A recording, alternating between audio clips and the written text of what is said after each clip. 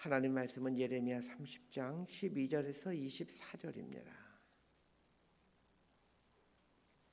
예레미야 30장 12절에서 24절까지 말씀 번갈아 가며 읽습니다. 제가 먼저 읽겠습니다. 여호와께서 이와 같이 말씀하시니라. 내 상처는 고칠 수 없고 내 부상은 중하도다. 내 송사를 처리할 재판관이 없고 내 상처에는 약도 없고 처방도 없도다. 너를 사랑하던 자가 다 너를 잊고 찾지 아니하니 이는 내 악행이 많고 내 죄가 많기 때문에 나는 내 원수가 당할 고난을 내가 받게 하며 잔인한 징계를 내렸도다. 너는 어찌하여 내 상처 때문에 부르짖느냐? 내 고통이 심하도다. 내 악행이 많고 내 죄가 허다하므로 내가 이 일을 너에게 행하였느니라. 그러므로 너를 먹는 모든 자는 잡아먹힐 것이며 내 모든 대적은 사로잡혀 갈 것이고 너에게서 탈취해 간 자는 탈취를 당할 것이며 너에게서 노략질한 모든 자는 노략물이 되리라. 여호와의 말씀이니라.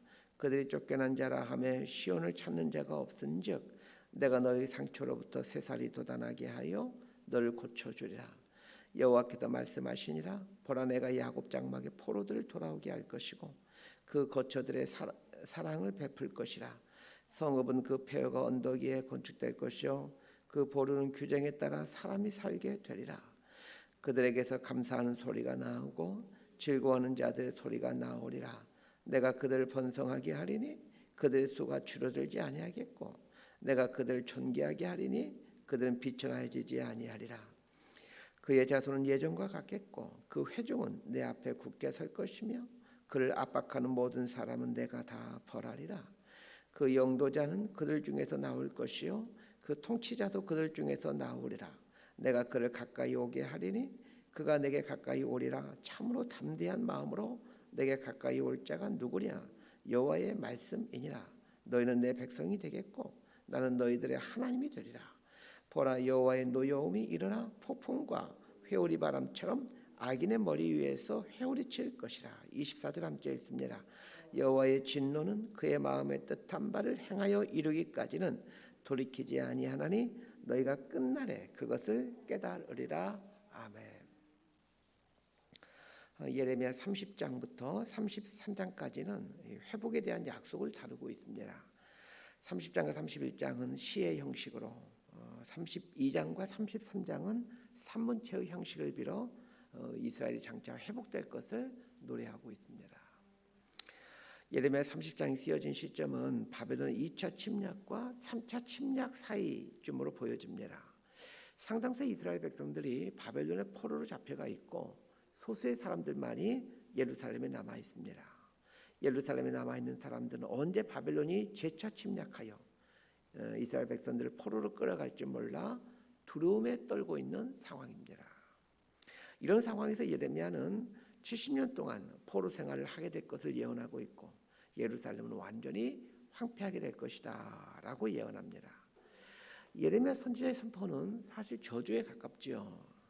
그러나 예레미야의 선포의 결론은 심판과 저주가 아닙니다. 하나님께서 반드시 회복시킨다라는 것을 말하고 있습니다. 어제 본문에 보면 어떤 방법으로 회복시켜 갈 것인가에 대해서 암시해주는 이야기가 나옵니다. 바벨론과 페르시아의 전쟁을 통해 페르시아가 이기게 함으로 이스라엘 백성들을 회복시켜 갈 것임을 암시해주고 있습니다. 그러나 여기서 말하는 회복이란 어제 아침에도 말씀드렸지만 바벨론의 포로에서 예루살렘으로 귀환하는 것만을 의미하지 않습니다. 하나님께서 보내실 다윗의 후손인 메시아를 통해 궁극적으로 이루어갈 구원 사건을 말하고 있습니다. 구약 성경은 궁극적으로 메시아를 통한 구원을 얘기합니다.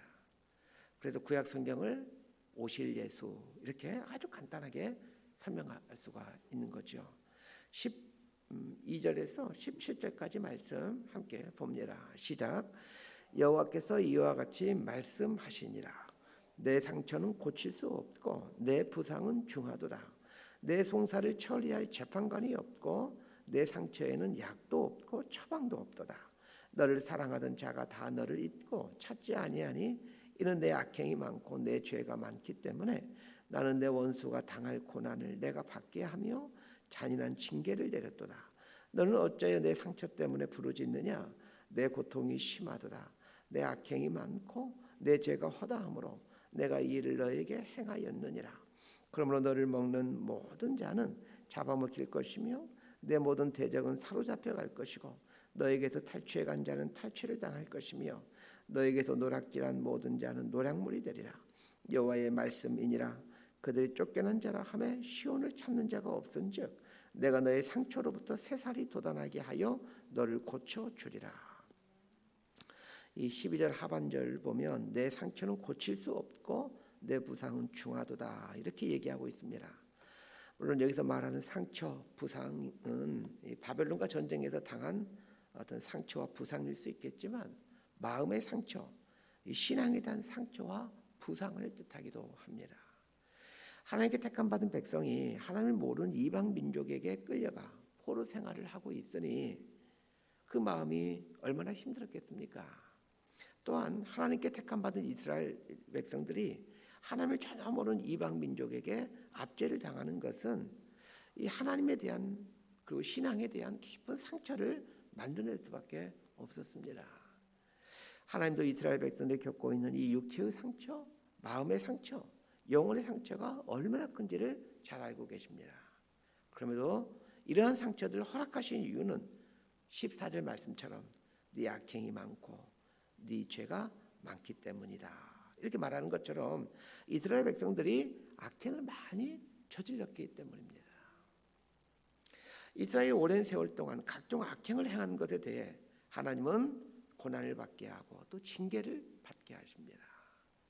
그런데 하나님의 이러한 징계는 이스라엘 백성들에게는 깊은 상처가 될 수밖에 없지요. 하나님 이스라엘 백성들이 가진 징계를 당함으로 많은 아픔을 겪게 되는 것이 이스라엘 백성들이 지은 죄 때문이라고 말씀하신 후 이들 안에 생긴 이 상처를 회복시켜 갈 것을 말씀하십니다. 하나님께서 이스라엘 백성들이 겪고 있는 이 상처와 아픔을 회복시켜 가는 첫 번째 방법은 이 바벨론에 대한 심판을 통해서입니다.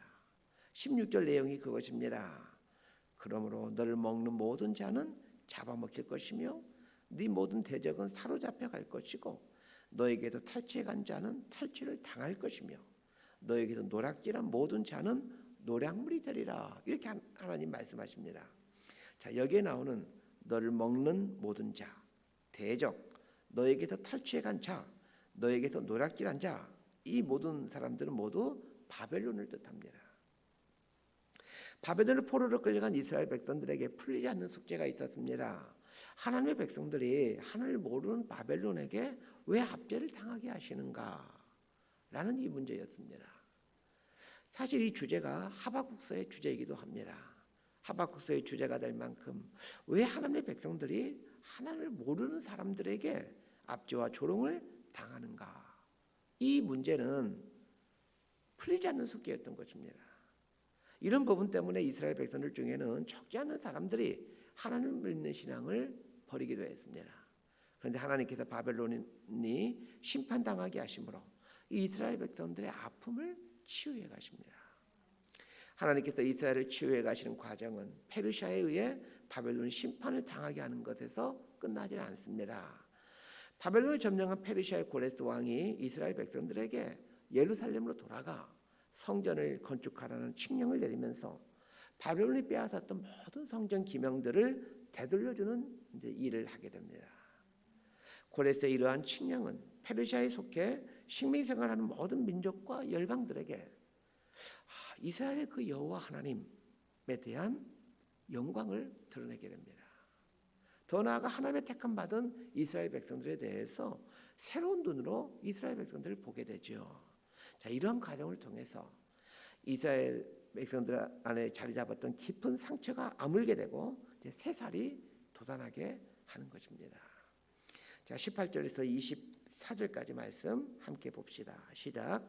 여호와께서 말씀하시니라. 보라, 내가 야곱 장막의 포로들을 돌아오게 할 것이고 그 거처들의 사랑을 베풀 것이라. 성읍은 그 폐허가 된 언덕 위에 거축될 것이요 그 보르는 규정에 따라 사람이 살게 되리라. 그들에게서 감사하는 소리가 나오고 즐거워하는 자들의 소리가 나오리라. 내가 그들을 번성하게 하리니 그들의 수가 줄어들지 아니하겠고 내가 그들을 존귀하게 하리니 그들은 비천하여지지 아니하리라. 그의 자손은 예전과 같겠고 그 회중은 내 앞에 굳게 설 것이며 그를 압박하는 모든 사람은 내가 다 벌하리라.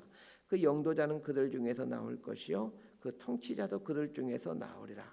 내가 그를 가까이 오게 하리니 그가 내게 가까이 오리라. 참으로 담대한 마음으로 내게 가까이 올 자가 누구냐? 여호와의 말씀이니라. 너희는 내 백성이 되겠고 나는 너희들의 하나님이 되리라. 보라, 여호와의 노여움이 일어나 폭풍과 회오리 바람처럼 악인의 머리 위에서 회오리 칠 것이라. 여호와의 진노는 그의 마음에 뜻한 바를 행하여 이루기까지는 돌이키지 아니하나니 너희가 끝날에 그것을 깨달으리라. 자, 하나님께서 이스라엘을 어떻게 회복시켜 갈 것인가에 대한 구체적인 그림을 말해주고 있습니다. 이스라엘을 회복시키는 첫 번째 모습은 18절 하반절에 나오는 내가 야곱 장막의 포로들을 돌아오게 할 것이고입니다. 위에서 말씀드렸듯이 하나님은 페르시아의 고레스를 통해 이스라엘 백성들을 예루살렘으로 돌아올 수 있도록 해줍니다. 이스라엘이 예루살렘으로 돌아올 수 있었던 데에는 이스라엘 백성들의 공로는 전혀 없었습니다.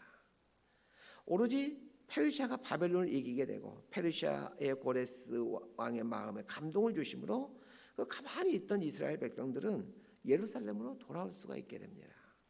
그렇게 함으로 이 모든 것을 하나님이 하셨다라는 것을 인정할 수밖에 없게끔 만들어 가십니다. 하나님은 포로로 잡혀갔던 이스라엘 백성들이 예루살렘으로 돌아오는 것으로 멈추게 하지 않습니다. 18절 하반절에 보면 성읍은 그 폐허가 된 언덕 위에 건축될 것이요 그 포로는 규정에 따라 사람이 살게 되리라 이렇게 말하고 있습니다. 폐허가 된 언덕이란 이 예루살렘 성을 말합니다. 바벨론의 남유다를 쳐들어와 예루살렘이 완전히 초토화되었습니다. 느헤미야가 예루살렘으로 돌아올 때 이 3차 포로기한 내 지도자가 느헤미야인데 그 느헤미야가 예루살렘으로 돌아올 때 이렇게 표현하고 있습니다. 무너진 예루살렘 성터에 여우가 서식하고 있었다라고 말입니다.